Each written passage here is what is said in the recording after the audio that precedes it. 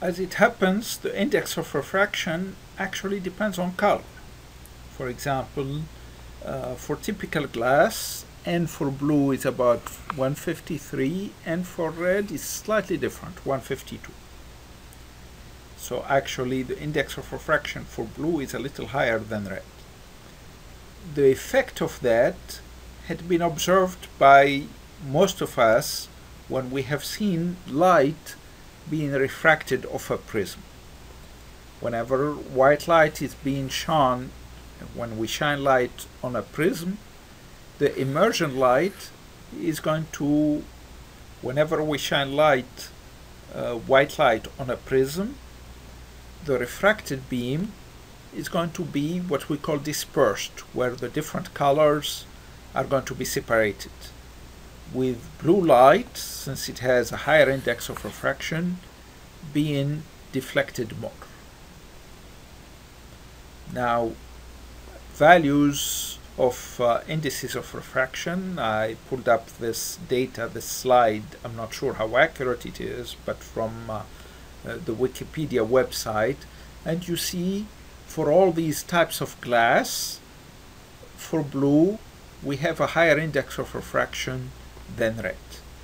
This is probably the one that we are most familiar to. It's going to be somewhere in this range, borosilicate crown, but then that's glass based on silicate, and then you see all the others.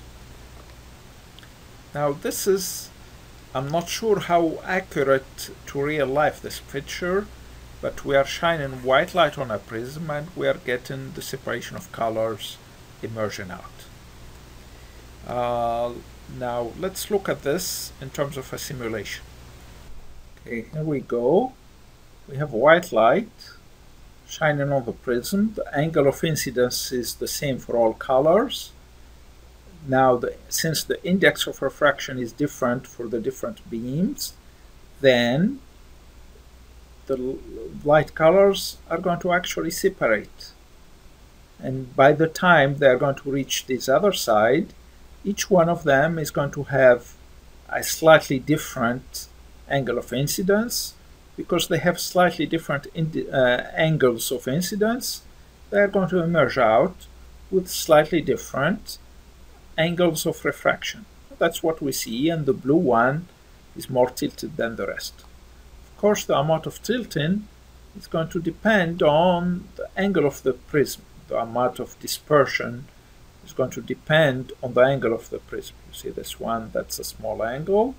Let's go to even smaller so you see it drastically. So here you don't see much of a change, much of a dispersion. When we have a large angle, we are given more room for the light beams to separate, and we have better dispersion, better separation of the colors.